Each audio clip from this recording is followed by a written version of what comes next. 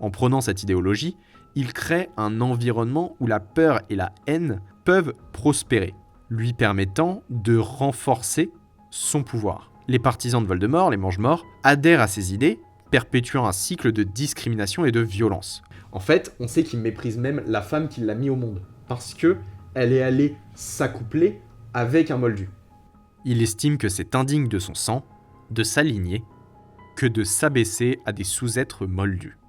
Sous-êtres, je l'ai dit, et c'est exactement ce qu'il pense. Vous l'aurez compris, l'obsession qu'il a pour la pureté du sang, que ce soit lui ou même tout le monde dans Harry Potter, c'est un reflet des réalités historiques. Au cas où ça vous aurait échappé, Voldemort et ses partisans, ils ont tendance à être le reflet du monde magique de l'idéologie extrémiste qu'on pouvait retrouver notamment en Allemagne dans les années 40. On peut aussi faire ce parallèle avec les ségrégationnistes aux États-Unis.